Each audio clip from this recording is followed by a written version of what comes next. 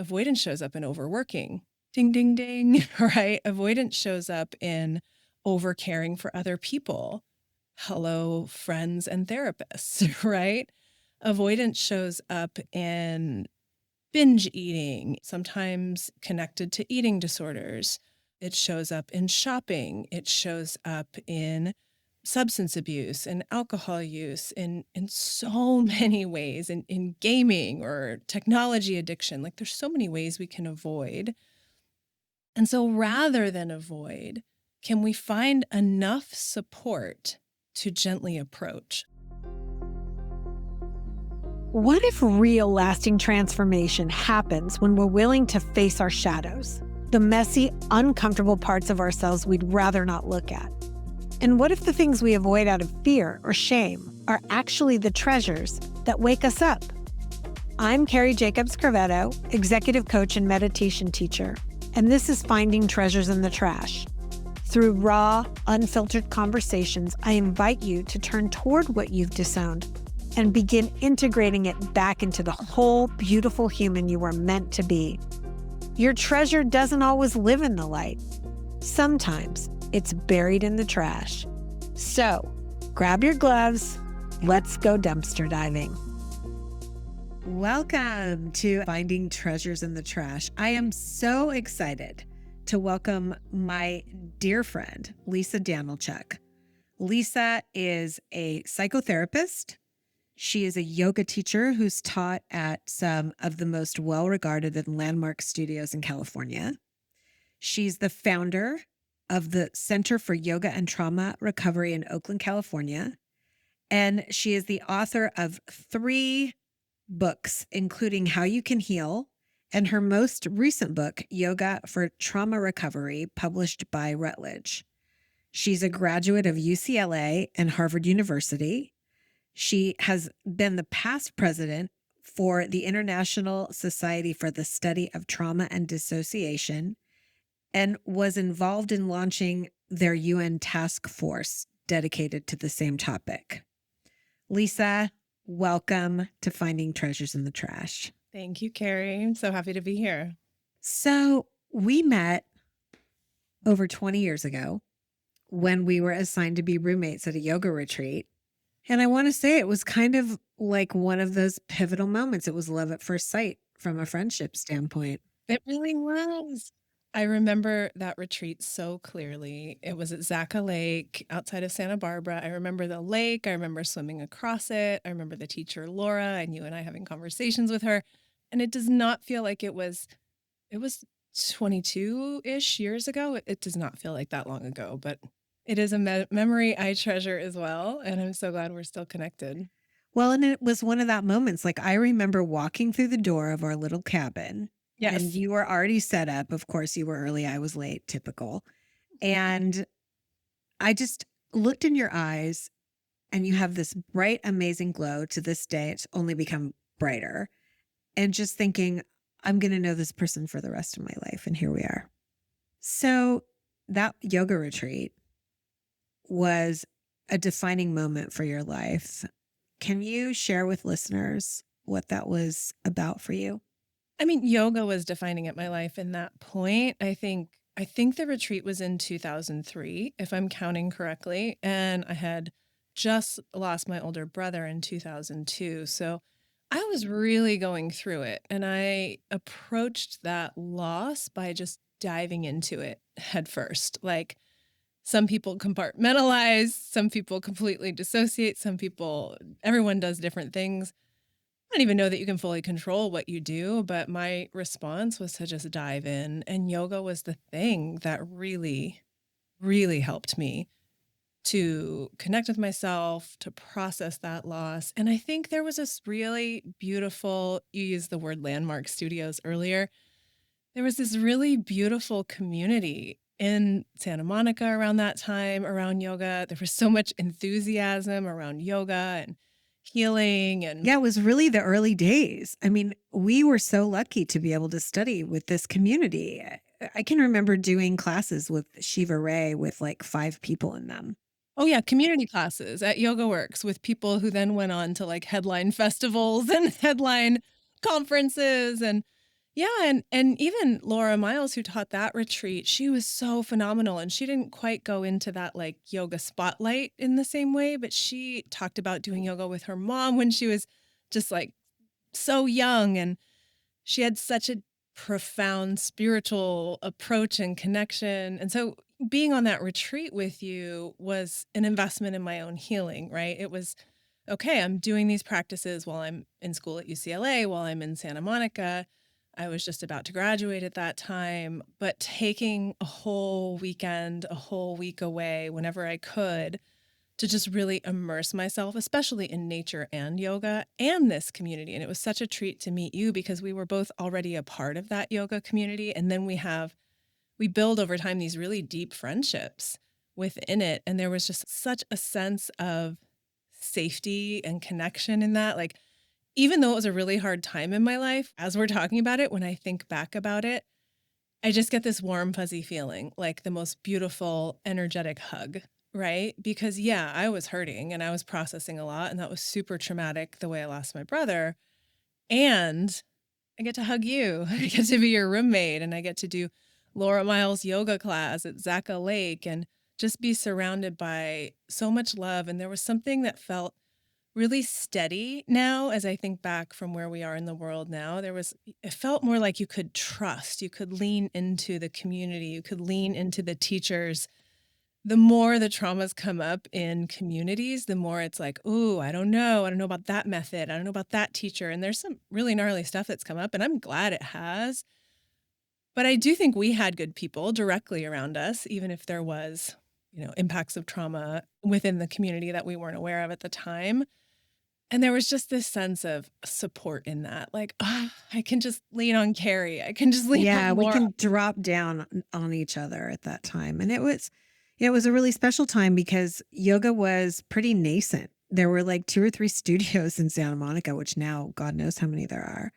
So you talked about this was a time, shortly after your older brother had died, and you shared that, some people compartmentalize, some people disassociate. What do you feel like drove you to go into the pain, to go into the healing at that time? I think there's some element of I had the capacity to in that I did have a steady, healthy family, good friends. I was working to some degree. I was teaching fitness classes and teaching yoga soon after, but I think there was enough steadiness in my life that I could just kind of let everything fall apart. And the things I let fall apart or fall away were more, I think before that I would be the student who had like, I'm going to go to the environmental club, and then I'm going to go to the communication studies meeting, and then I'm going to take extra classes, and I'm going to do all these things. And so with the intensity of that, I just let the things that weren't really meaningful fall away. And yeah, I don't know. Like I said, I don't know that it's a choice that we have how we respond to shock or trauma or grief. I don't think we know until we're there. But I think I also knew enough about psychology that I was like, I do it now or I do it later. And in some ways, again, everyone has their process and I want to honor that. But in some ways, it can be harder to try to go back and get it, right? Because then it's locked up for however we have to kind of work with whatever the defense is, or we have to work with whatever the strategy was in addition to working with the content, right? So this wasn't cognitive. I wasn't thinking, oh, why don't I dive in because I'm going to prevent myself from doing this in the future? But it was more just this is happening now, which is a very yoga mindfulness approach. Like, what are you really feeling right now in your body and your mind and your emotions? So I just almost in a way wanted to honor my brother in that too. Like, I'm not going to go on and pretend like things that aren't that important are important to me right now. I'm going to allow this to impact me in the way that it truly has and truly does. And I'm going to see where it goes. Like, there was definitely some courage in that, or some like, I don't know, like, let's just blow up my whole life and see. And not in a self-destructive way. I didn't do anything. I mean, I was just like obsessively going to yoga if you're going to say something, but I don't know. I just felt like bring it, if this is the hard stuff of life, let me go through it and see what comes out the other side. It's so beautiful what you're saying, and I feel a little emotional in my throat just naming that you going into the pain and the falling apart of it is an honoring of your brother. And I would even propose, this podcast is called Finding Treasures in the Trash. And it's about this idea that we go through hard experiences. We contain multitudes of shadow, things that we don't like about ourselves, whether it's a lack of confidence or insecurity or jealousy or sadness or grief or shame. And it's so easy to make a decision to just keep doing in life, to keep achieving, to keep moving forward. A lot of the listeners on this podcast are people who are coming at this from a business standpoint. And it's so easy for us to just get up, do our routine, and not fall apart and not honor. And it's one thing to say, I'm going to honor my brother. And it's another thing to say, I'm going to honor myself as well. And I really just questioned everything at that point. I was almost done with UCLA, and part of me was like, do I want to finish? And really quickly, I was like, yeah, I definitely want to finish. I love UCLA. Like, I loved being there. I loved learning. I didn't have one of those career trajectories where you really had to tick boxes. So I just shifted. I was already studying psychology and interpersonal communication. So I took a class on stress and coping. It's like, I think it was an opportunity to, some people call trauma, I remember this, especially around the time we met, people talking about trauma as like a spiritual initiation but I do think whatever you want to call it, there is an element of if you let it impact you, that can lead to some pretty profound internal and external changes, but those don't have to be bad. Those can be amazing. Those can recenter you. You can get more connected to what's true for you, what's important to you, how you want to spend the time and energy that you have in life. And other things can fall away. You don't even have to sit and analyze all the other stuff. It can just fall. Right. I wanted to dive into this concept of, you said some people don't have a choice, right? Whether it's our personal life conditions or our situation. And you talked about, the conditions were right. You had a supportive family and you had friends. And what about for people where they feel overwhelmed with anxiety or depression, or maybe they're so stressed out because they're running on a treadmill of life, they don't feel like they have the conditions to like fall apart and drop in? Like, is there a path for them to do this kind of work, to lean into the parts that scare us? Yeah. I mean, I'm a trauma therapist now and was raised by therapists. So I'm very aware that there are no two processing situations that are going to look the same. We can connect, we can learn from each other. I do think, like, if I had been in the place where I was very lucky. I didn't have to pay tuition at UCLA. So if I were paying my own tuition and working for rent and bill, if I was really having to hold it together in this way, or raising a kid at the same time or something, right? Like I had a 2-year-old goddaughter at that point, right? Oh no, she was much older at that point. I had an 8-year-old goddaughter at that point. So when you think about people having dependents, having financial obligations, or having just a base of mental health that doesn't feel strong, like I can dive into this, then we just pace it and measure it. And what I would say to folks like that who are listening, who are like, I can't dive into this, is just, well, where do you find space for it? And what's the right amount for today? It might be the tiniest drop of connecting to how you're truly feeling and what's going on inside. But when you can keep even a thread of that connection, it can help. I also want to say that completely dissociating, even though it can become a mental health diagnosis, it's an amazing tool. Like, the people I work with have been through things that most listeners probably don't even want to hear about on this podcast, like torture. People who've been tortured and dissociate, good job. You made it through that, you know?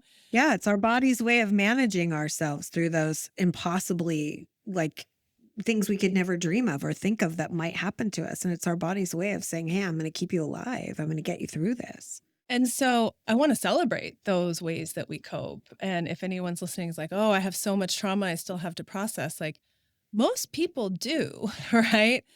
And especially if you've been through really gnarly stuff, if you're still coping with that, I want to first celebrate A, that you're alive and you made it through, and B, that you're coping with it. Then we start to work with, well, is this the most helpful way for me to cope with it right now? If I address it a different way, am I going to feel better in my life? So I feel like if you don't feel like you can dive in, and there's a little bit of a question of that, right? Like sometimes I'm planning a trip and I ask someone if they want to come. And they're like, oh, I can't afford it. And then I see them go to the bar and spend hundreds of dollars on drinks. And I'm like, you probably could have afforded it if you didn't do that. Or, so sometimes there's an internal like, oh, I can't do that right now when you really, if you stop and wait and listen, maybe you can. But sometimes there's a real wisdom in that I can't go there. And so finding, like I said, I was lucky I had support. So finding support, finding where you can be in touch with it. For some people, that's crying in the shower or in the car or just listening to a certain song or carrying a picture in your wallet, even if looking at it is too painful. And then just knowing too, I would say to folks who feel that way, that there are therapies that can really help you process through. And I know there's an access thing with therapy. People try to go through their insurance and it can be challenging. Like if you can find a way to a clinic or a school or someone that is within your insurance, or if you can pay out of pocket and go to private practice, whatever, if you can find someone you feel connected to who also ideally has some trauma training tools that can help you address what you've been through and that they can pace with you. You don't even want a therapist that's going to be like, let's dive in and I'm going to force you to do that like that. No. Like, again, this is just my experience, but other people's experience is going to be different. If you're going to dive in, you want someone to hold your hand, you find a great therapist, great. Or if you want to dive in slow, you want to put your toe in and walk in the cold water 1 inch at a time, it might be better for you. And I'm not one to say unless I'm like directly working with someone in my life or in my practice of like what's best. Well, and I am certainly a dive in all the way, go to the deep end of the pool as quickly as possible. That's my personality. And in some ways, that served me very, very well. I'm also aware of the fact that, I'm on the side of feeling safe in my life and having a lot of space to do this. And so I'm very cognizant of people who have different levels of that safety and ability and time and energy. I love what you said, though, about accessing our own wisdom. Am I excusing myself from not looking at my trash and doing the dumpster dive to see what's here and to uncover my shadowy side? Or am I ready? And assessing our own readiness and even I've found that I push myself. I really do push myself. And part of this work that I'm doing, and I'm introducing a process called inner truth work, is from a page from my own process, which was to, you and I have very different methodologies, but I think it's similar in that my process has been to get fully embodied through meditation. And once I'm inside the universe of myself, I kind of go on an exploration for like, what's here? And in that exploration, I'm pulling out some component that I just know I've tucked somewhere away. And it can be, you're talking about torture trauma. My traumas weren't torture. I mean, I want you to talk about this because this whole idea of like, what's a trauma? But whatever it is that conditions us to hide or disown or disengage from parts of ourselves or experiences in our lives because it's too hard to let it in. And in some ways, I go on this treasure hunt looking for that because I've learned just through my own volition and through a lot of people that helped me on the way and some of our ancient teachers that when I have picked up those pieces of quote unquote trash and I have brought them into the forefront of my being, as scary as it is, those are the doorways. Those are the portals. Those are the things that have, number one, brought me extreme peace and completeness in my life, but have also changed the trajectory of my path. There's something in what you're talking about of just acknowledging what's true. And what's true for many of us is we've been through really hard things. And it's natural to have so many different responses to that, shock or traumatic responses. And when you talk about trauma, the first thing that people assess is, Well, are you having intrusive thoughts? Are you having patterns of avoidance? So what you're talking about there is like approaching versus avoiding something. So we can approach it gently. We can approach it aggressively. We can approach it in all kinds Yeah, of I'm aggressive. I'm like all in. yeah, right? Or you can avoid it. And so I would say for folks who don't have a lot of resources, it's like, well, maybe there's a time where containing it is helpful. Or not going there so that you can keep going to work, so that your kids keep getting food, so that you feel a sense of up and down and right in the world. Like, okay, but know that it's there. And then can you approach it gently? And again, that might just be a drip a day. Maybe you say a prayer for a moment. Maybe you plant a flower that reminds you of that person. And some days just looking at that is enough, right? And I'm speaking in terms of loss, that type of trauma here. But yeah, but what about the loss? What about the kind of, for sake of no better word, shadow work or looking at our hard stuff? What about just like, for our listeners here, like I hear a lot of imposter syndrome, for example, from my clients, and these are clients who are in the C-suite or who are VPs, right? And the insecurity that they feel around showing up in a leadership position, right? And I think there's some kind of guilt sometimes with like, okay, I'm not the person who's necessarily trying to feed my kids, but I'm still feeling angst and pain and stress and anxiety and suffering. Like, how does that work for someone like them?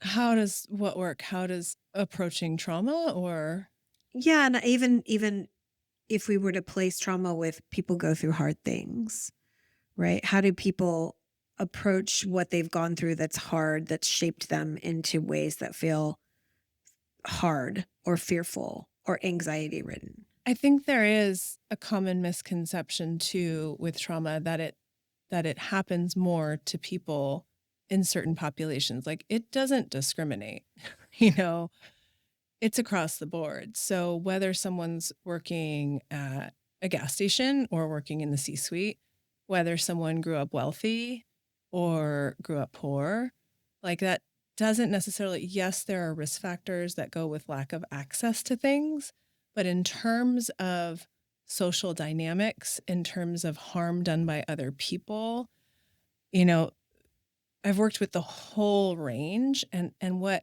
I've learned is a gentle approach, like a not avoiding and definitely not going. I mean, avoidance shows up in all kinds of ways. Avoidance shows up in overworking. Ding, ding, ding, right? Avoidance shows up in over caring for other people. Hello, friends and therapists, right? Avoidance shows up in binge eating, sometimes connected to eating disorders. It shows up in shopping. It shows up in substance abuse and alcohol use in so many ways, in gaming or technology addiction. Like there's so many ways we can avoid. And so rather than avoid, can we find enough support to gently approach? So wherever you are in the spectrum, wherever you put yourself socially or however you're working, if you're not working, if you can find a gentle way to approach yourself, your experience, and you use the word shadow, and we've talked about this, I don't always connect with that the way people describe it. I mean, I think you and I tend to think of it like a yin and a yang, a dark and a light. There's emotions that are hard in the shadow that we don't want to approach because they hurt. But it can feel kind of witchy and weird. Like, what is this shadow? Like, am I getting a black cat and like burning incense and sage through my house? Is that shadow work? I get that. I'm all down with all the witchy stuff too, but I think sometimes shadow work can come across like there's this dark, toxic part of you that you have to excavate. And I don't see it that way. Some people might relate to that, and they might relate to that as a result of their trauma too. Side note. But I see it as the things that we tuck away because they feel too hard, because we don't want to see it. Oh, it's too hard for me to think of myself that way, or for someone else to see, like the shame. So I don't want someone else to see me that way.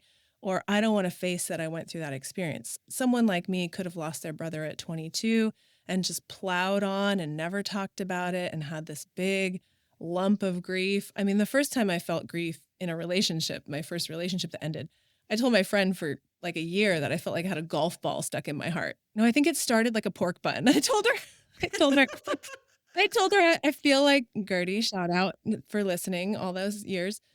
I feel like I have a pork bun in my chest. And she was like, yeah, that makes sense to me. And then I was like, okay, now it's like a tennis ball. Now it's a golf ball. And eventually it went away, but I have no more items stuck in my chest.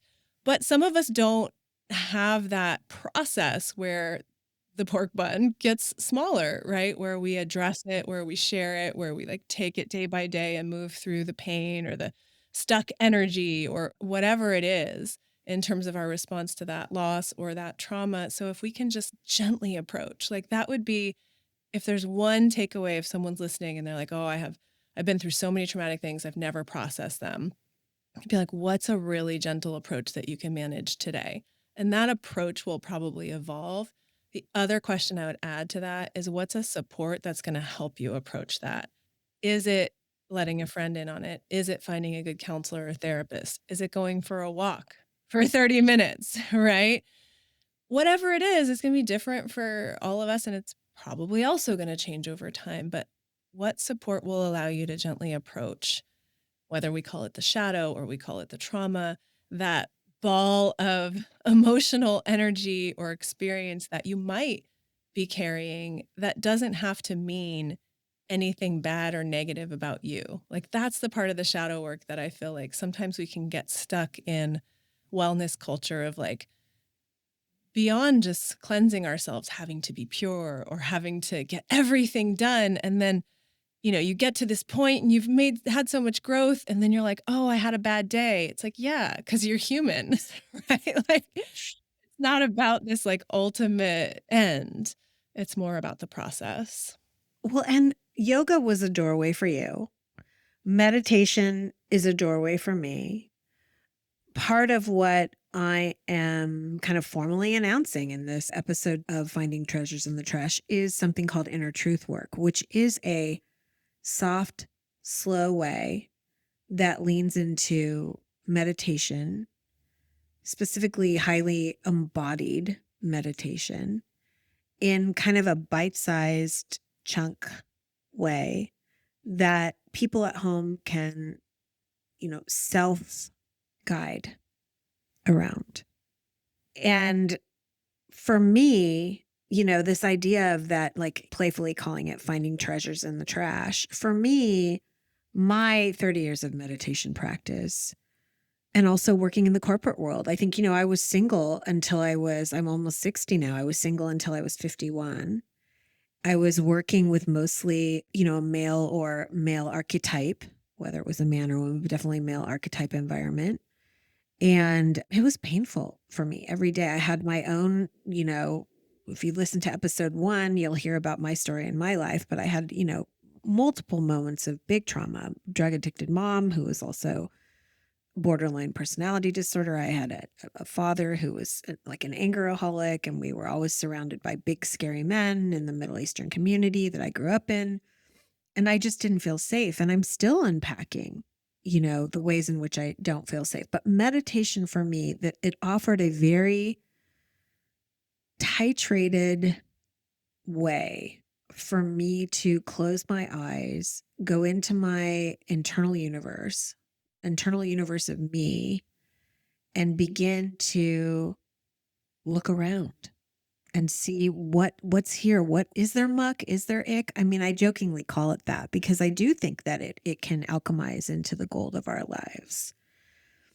So I just wanted to point out, that your doorway is yoga. My doorway is meditation. There's many doorways that people can do this work. My invitation here on this podcast is to try inner truth work. And we're offering a 5 days to truth free meditation course.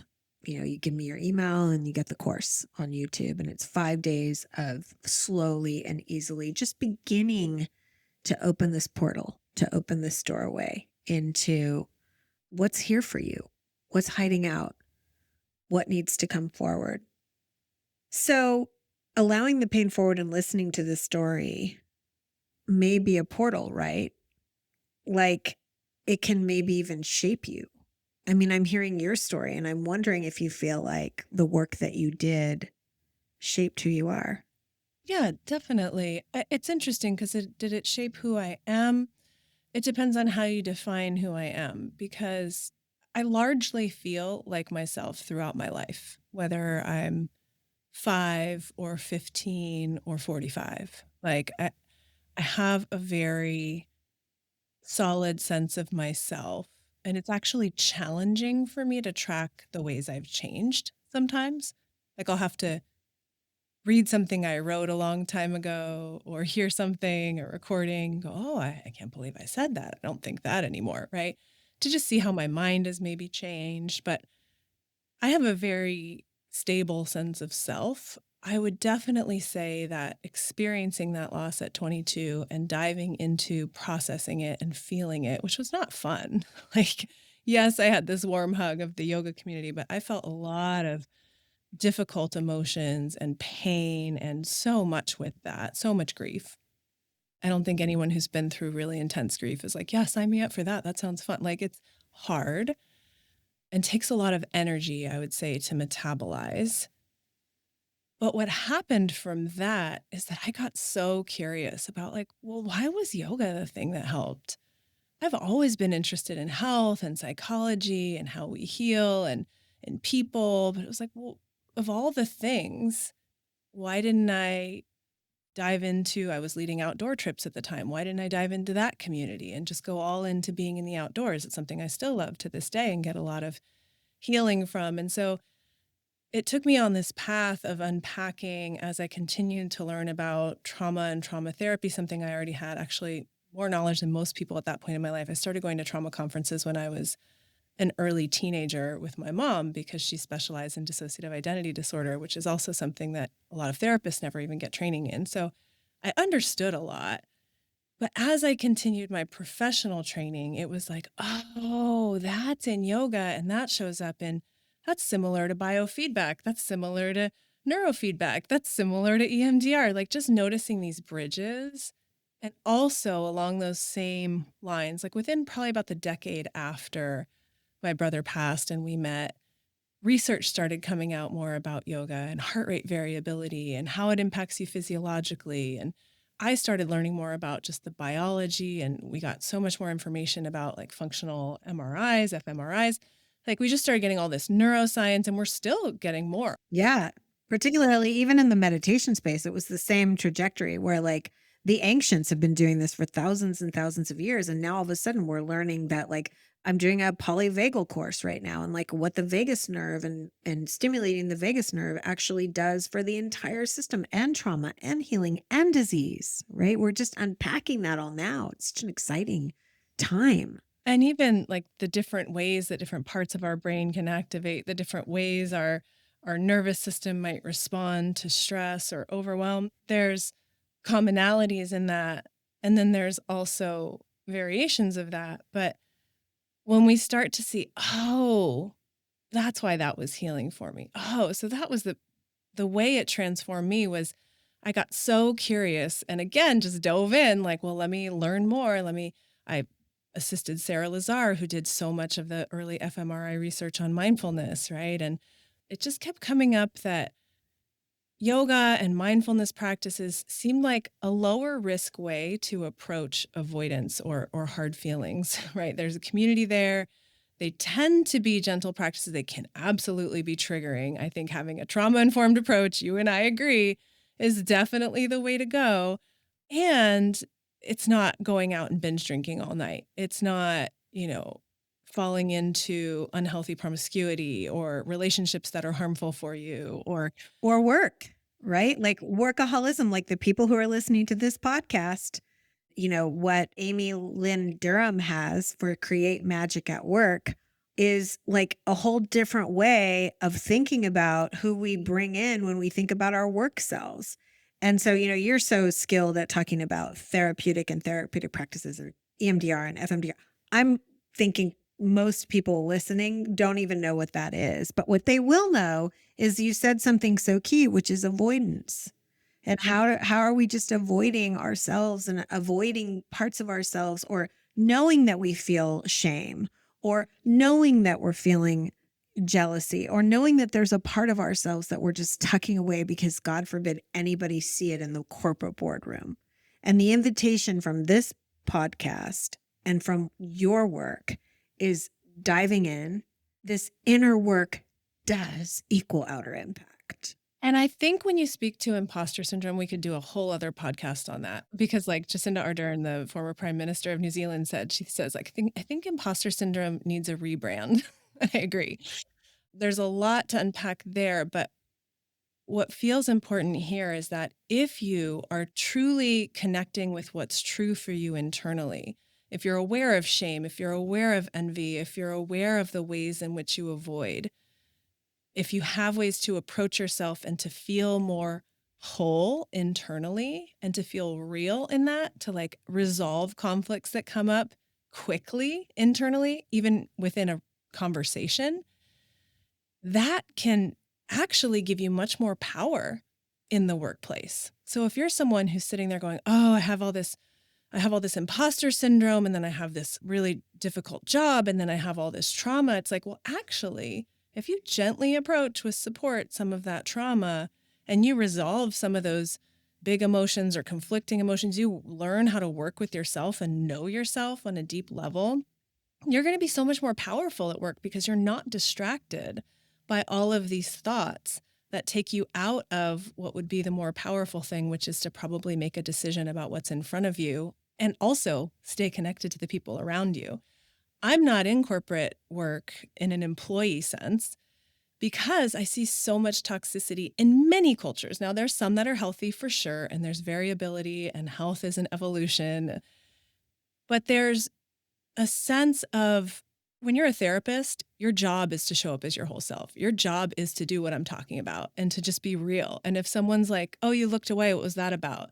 Oh, like actually what you said kind of pissed me off. Like being able to say that as a Right. therapist makes you a better therapist, like being able to be self-aware about what's happening in your body. So if you can do that in any environment, it's better for you and it's better for everyone.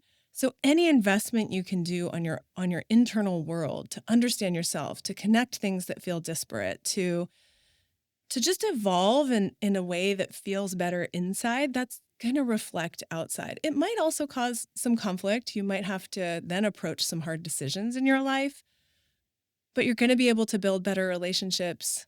You're going to be able to make decisions that are more connected to your internal reality. And those are good things. And I'm going to go on record to say that even if we're not therapists who, like you said, as a therapist, you look away and your client's like, what just happened? Or your colleagues are like, what's happening with you? I'm going to go on record to say that, and this is a big part of the work that I facilitate at Stanford and the Graduate School of Business for the course that I facilitate for. Human beings are so much more insightful and contain multitudes. I just learned in this polyvagal class that the nerve synapses that we have that are going on inside of our body at any given time are bigger than all the stars in the sky. I mean, that is insane.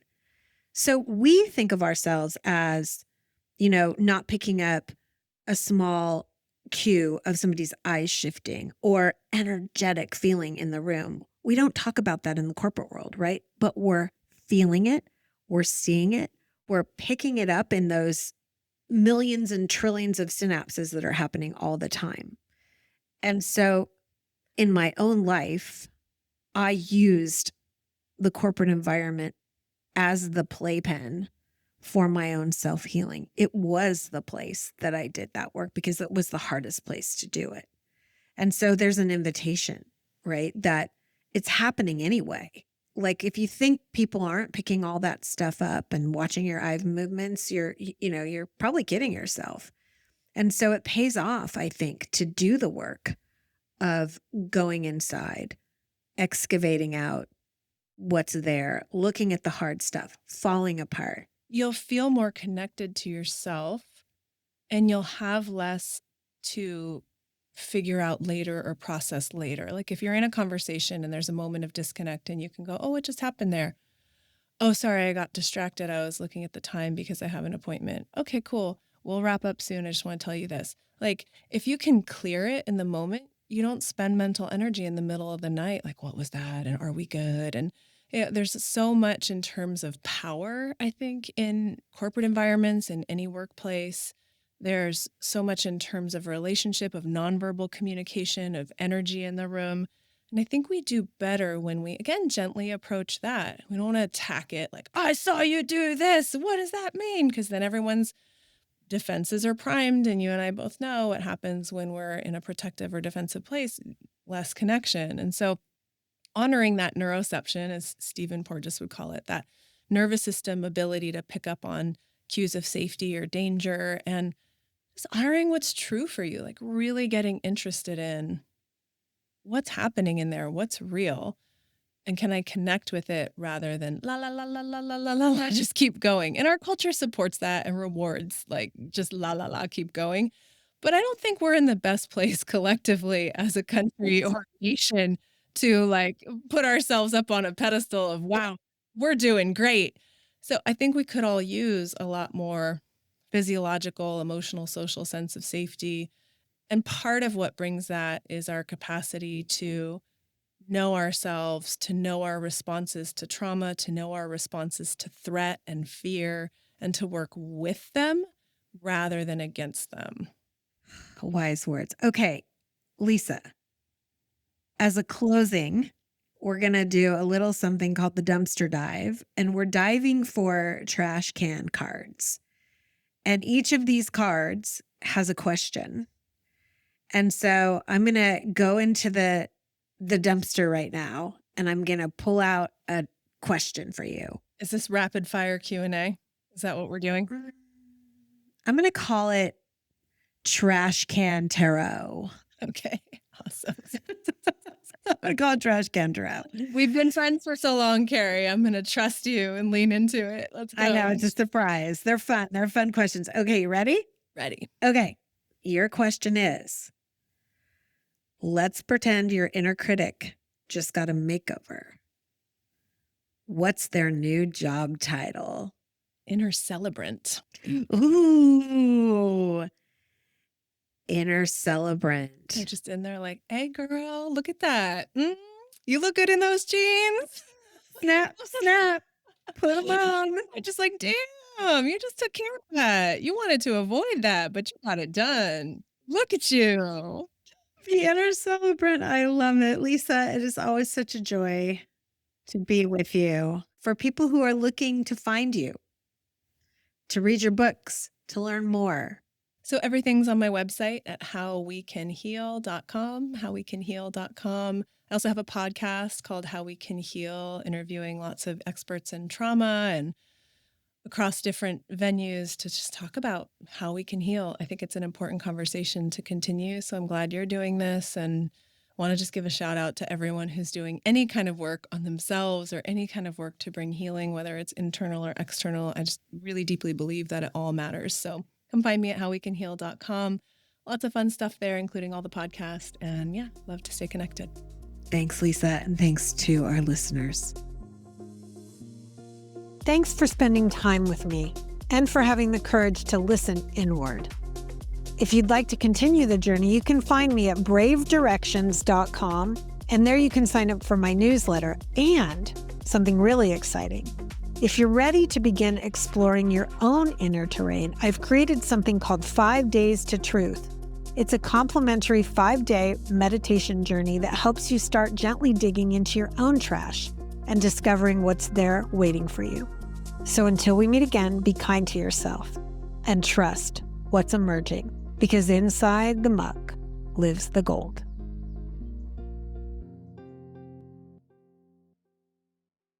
Thank you for tuning in. You've been listening to a Magic Thread Media podcast.